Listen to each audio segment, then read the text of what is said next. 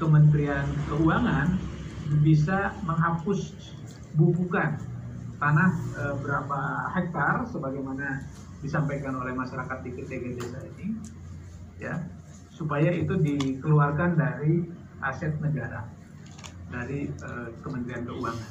Setelah itu nanti Kementerian BUMN yang melepaskan itu dari aset BUMN atau aset PTPN 12. Nah, ini kurang lebih gambaran mengenai alur proses yang harus saya sampaikan ke Bapak Ibu sekalian. Jadi proses penanganannya bukan di kami ya, di kantor staf presiden. Kami hanya akan mengkomunikasikan langkah-langkah yang tadi sudah saya gambarkan.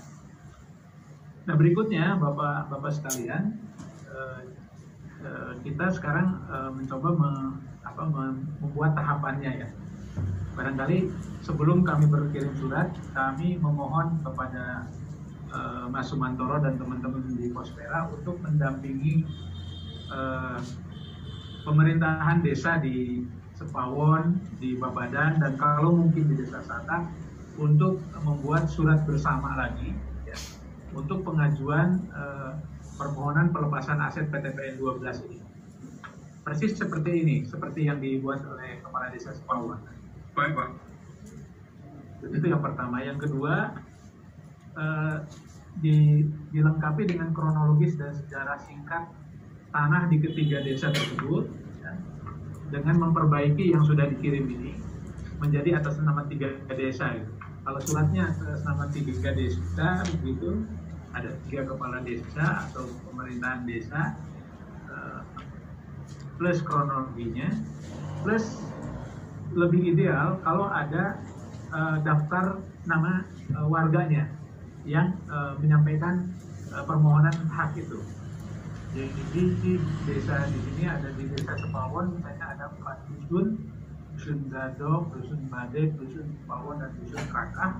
Itu ada berapa jumlahnya di setiap dusun itu. Kalau ada nama orangnya lebih baik, nama orang, nama usia, alamatnya. Kalau ada nomor HP lebih baik lagi. Jadi itu sudah lengkap. Tapi barangkali itu pekerjaan rumah yang jangka menengah begitu. Tapi yang jangka pendek paling tidak jumlahnya. Pak Bambang ya, Pak Kades juga Mas Kris. Jadi jumlah warga di setiap dusun yang membutuhkan hak atas tanah dari PTPN 12 itu ada berapa? Nah, itu data minimal itu.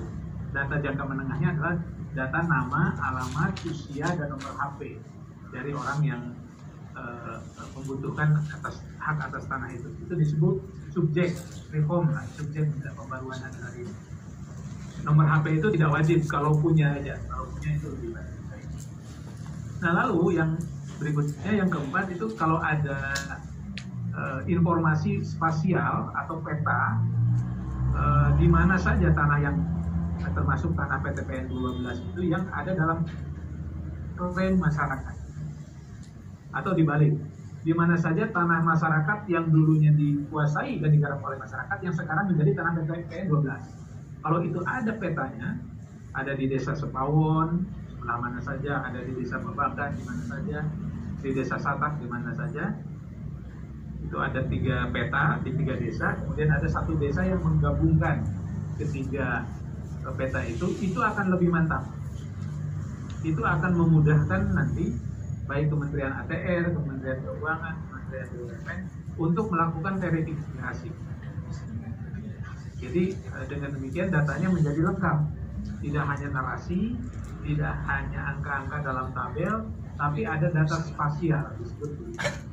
Jadi ada data yang berupa peta. Nah, barangkali itu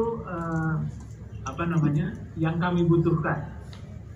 Itu yang kami butuhkan. Kalau bisa itu diproses dalam 1-2 minggu ke depan ini, segera kirimkan ke kami, ke Kementerian 2 kantor staf presiden, dan insya Allah nanti kami tindak lanjuti. Nah, tindak lanjutnya adalah kurang lebih nanti kami akan segera berkirim surat ke Kementerian ATR, ke Kementerian Keuangan, dan ke Kementerian BUMN. Adapun direktur PTPN 12 dan direktur holding PTPN, sekarang kan sudah holding ya bentuknya ya. Jadi PTPN itu sudah digabung menjadi satu perusahaan besar namanya Holding PTPN. Nah, nanti surat itu akan kita tunjukkan ke Direktur Utama Holding, CQ, Direktur PTPN 12. Jadi itu menjadi bagian pelaksana saja nantinya. Setelah keputusan diambil oleh Menteri ATR, Menteri Keuangan, Menteri BUMN. Nanti eksekusinya di Direktur Utama Holding PTPN yang dilaksanakan.